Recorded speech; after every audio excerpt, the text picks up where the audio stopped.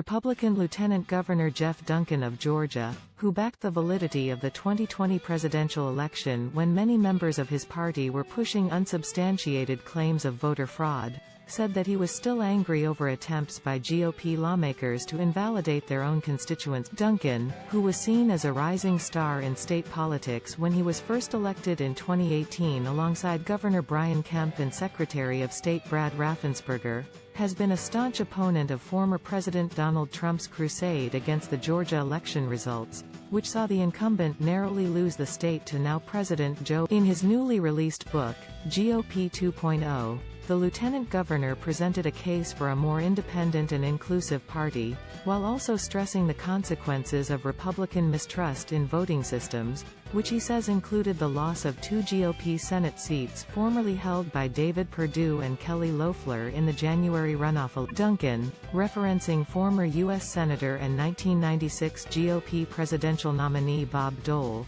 said that the World War II veteran always kept a note card of the 10th Amendment in his pocket. The amendment reads, "The powers not delegated to the United States by the Constitution, nor prohibited by it to the states, are reserved to the states respectively, or to the people." The lieutenant governor said that elections fall squarely under the powers granted by the amendment and chafed at the fact that Texas Republican Attorney General Ken Paxton, with the backing of Trump, 17 GOP attorneys general, and over 100 GOP members of Congress, sued Georgia, Pennsylvania, Michigan, and Wisconsin over their election. Duncan was highly critical of how Perdue and Loeffler, along with 7 GOP members of Congress from Georgia and 28 GOP state lawmakers, supported the lawsuit. They wanted to invalidate their own constituents' votes and strip their own state of its sovereignty.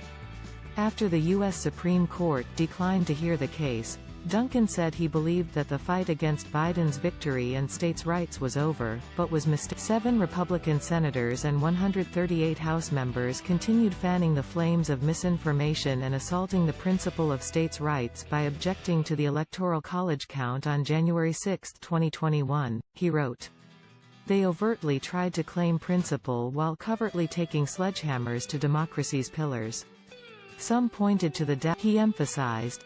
Hearing that, I almost shouted into the television, "You created the doubt in the first place." The lieutenant governor went on to explain how some GOP lawmakers were fundraising off of their desire to overturn the election, which he said was rooted in deception. These elected leaders continued propagating lies and baseless doubt, he wrote. Several U.S. senators sent fundraising solicitations to Georgians, promising to fight fraud in Georgia from afar if good Georgians could just send them $10, $50, $100, or more.